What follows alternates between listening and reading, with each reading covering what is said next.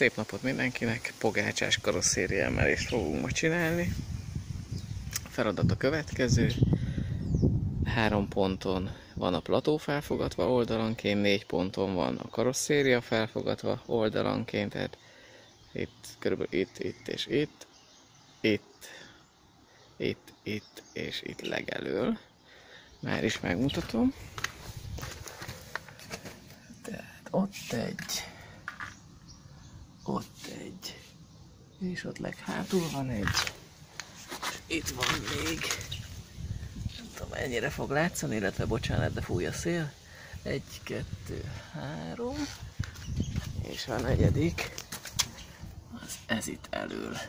Sokat gondolkodtam, hogy hány centit is kapjon az autó, nyilván a 2 inch az 5 centi lenne a jó, csak azzal az a probléma, hogy most itt nekem nagyon szét van kapva minden.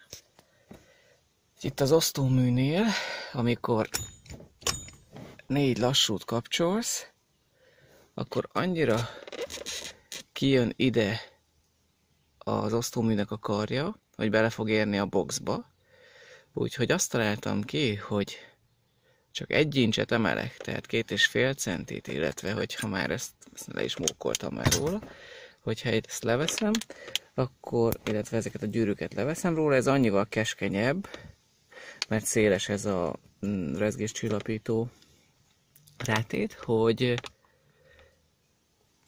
így minden nemű belső mókolás, vagy ennek a boxnak a trimmelése nélkül működni fog a dolog. Nyilván erre, hát Gabi barátom azt mondta, hogy meneteljük be, és egy menetes szártoldóval tegyünk rá egy toldatot, vagy simán csak rá kell hegeszteni egy menetes szárat, majd még meglátom, hogy melyik lesz. Egyenlőre megnézzük, hogy az emelés után tényleg bejön-e az, hogy nyerünk azzal annyit, hogy levettük ezt a gyűrűt, hogy ne kelljen szétvagdosni a boxot, mert azt semmiképpen nem szeretném.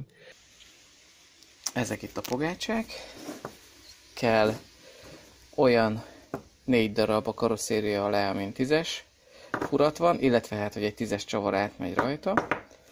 Ezen pedig egy 12-es csavarnak kell átmenni, ilyenből 3 darab kell oldalanként, tehát kell 2x4 darab ilyen, 2x3 darab ilyen. Szóval a gyári csavarhosszok azért, hogyha valaki előre be akar szerezni mindent, elől ez a 4 darab, ezt veheted úgy, hogy 100 mm hosszú.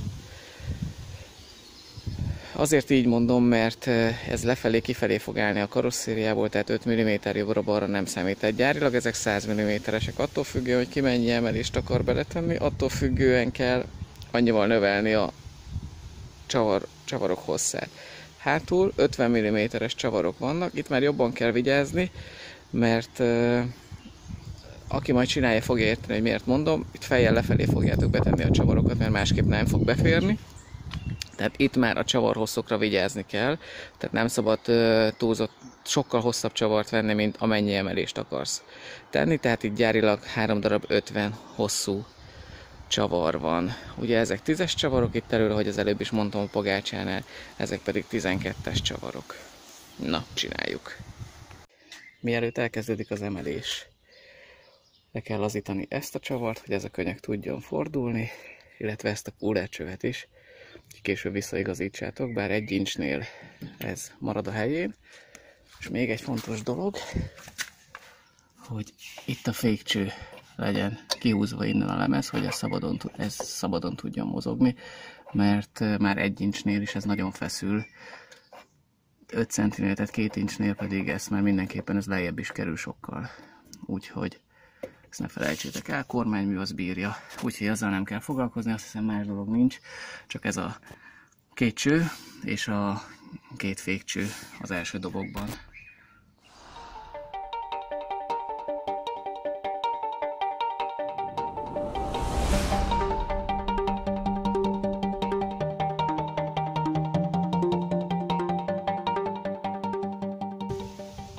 Újra csak bocsánat a szélért, kivettem a csavarokat, ezek voltak benne, úgyhogy most az lesz, hogy krokodillal megemeljük a hátulját, betesszük a pogácsát, betesszük a hosszabb csavarokat és vissza lehúzzuk őket. Arra kell figyelni, hogy ezeket a gumi alátéteket, amik ott is vannak, illetve még a plató és az alvász között, azokat ugyanoda kell visszatenni.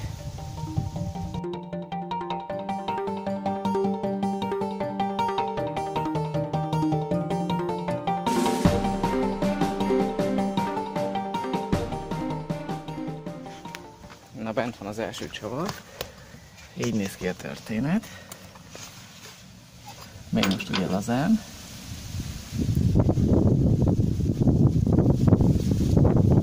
Itt van az alátét, itt alól is volt egy gumitömítés, vagy egy ilyen rezgéscsillapító.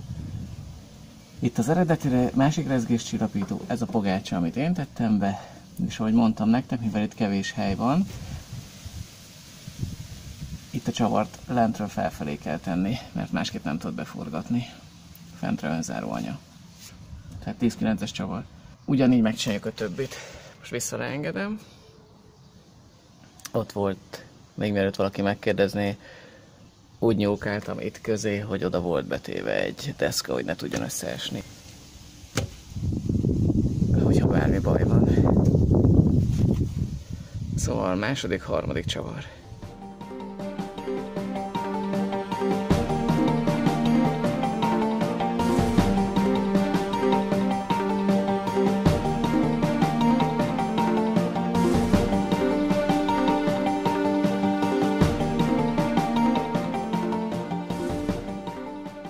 Ugye kész, meg van emelve, már csak le kell húzni a csavarokat, következhet az eleje.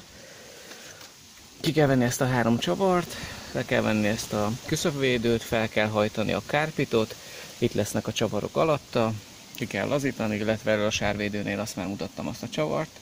Most ezt fogjuk csinálni, tehát kiszedjük a régi csavarokat, ahogy mondtam, ezek olyan 100 mm hosszúak.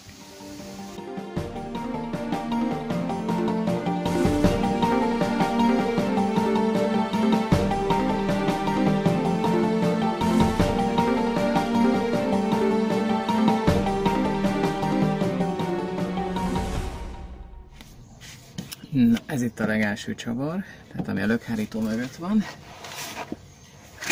Ez az utolsó, amit ki kell vennem.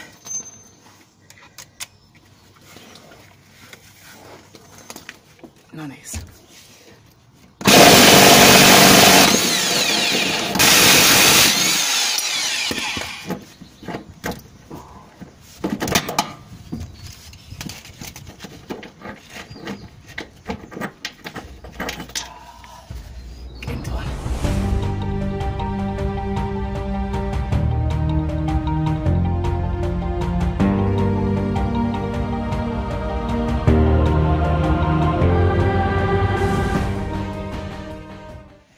Na, kész lett.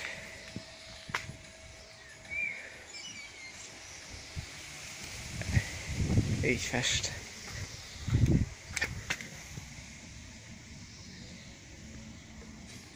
Ott. Vannak alatta.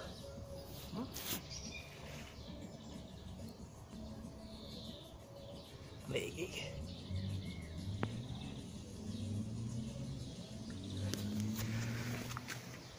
Semmi nehéz nem volt benne.